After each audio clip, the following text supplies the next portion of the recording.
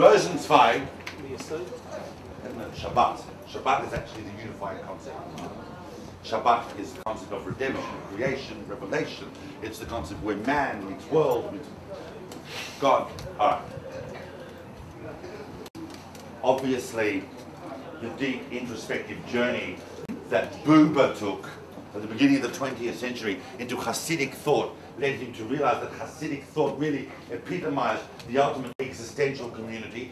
Buber's concern that all relationships, you see, we're now in a totally existential phase. We're looking at ethics, we're looking at relationships between people. For Buber, the ultimate relationship is not I-it, but I-you.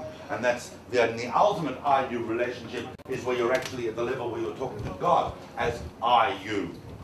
I-you is the ideal. All relationships, all dialogues between people should strive to be at the level of not I-it, but I-you. And only in I-you does a person find ultimate dignity and freedom and so on. I just want to finish with two more quick thinkers. There are many, many others I wanted to mention in the 20th century, but just two more. Because one is extremely important, and the other one is alive. I didn't mean it like that. You know that when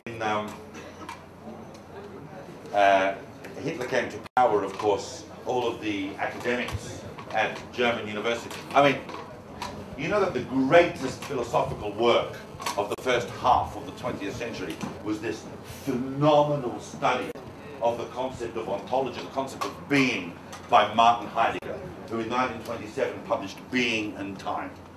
Heidegger's teacher, of course, was Husserl, who I'm not going to count as a Jewish philosopher because he wasn't really working within that framework.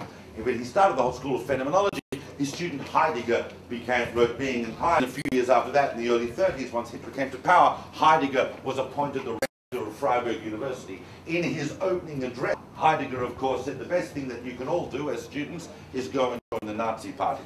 Heidegger saw himself as the shepherd of the German people. He was the spiritual shepherd. He was a massive manifestation of Bilam, if we're talking about Bilam. Heidegger then erases Husserl's name from the dedication of Being and Time. Heidegger never apologized after the Holocaust. Now, one of Heidegger's students, a guy who came all the way from Lithuania to study with him, ended up living in France, was Emmanuel Levinas. Levinas, during the war, was interred in a prisoner of war camp. His whole family was killed. You can imagine that he was not impressed with Heidegger. In fact, Levinas said after the war, it's possible to forgive many Germans many things, but it's very difficult to forgive Heidegger. Heidegger is a fascinating figure. I urge people to study him if you want. His books are very, very difficult to understand.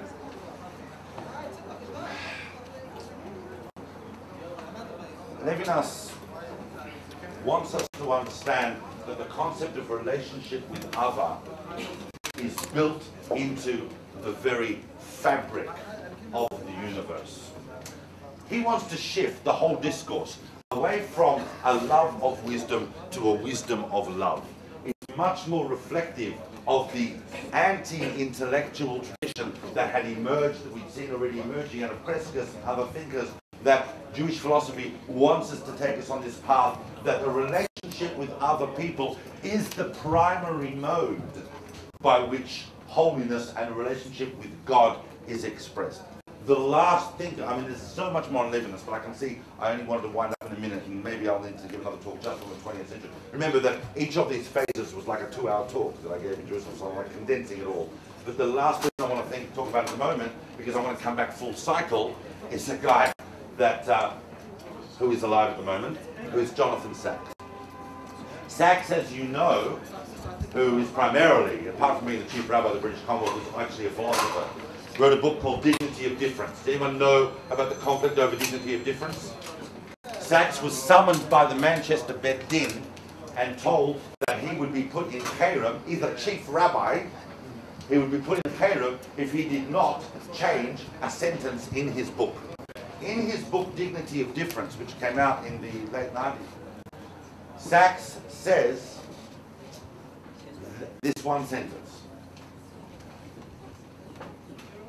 in heaven there is one truth, on earth there are many truths.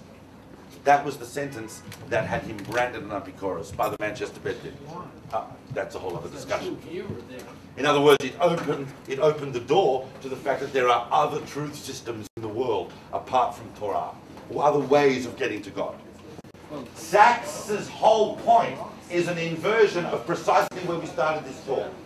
For Sachs, the pluralism in reality is not, as Plato would have you understand, a corruption of the ideal forms, but in fact, pluralism exists as the very purpose of reality so that it can afford us as human beings dignity and respect for the very concept of difference, which is a very, very big thought in the development of Jewish philosophy that I think will take time to absorb. Guys, I've gone way over the time I said, but thank you very much.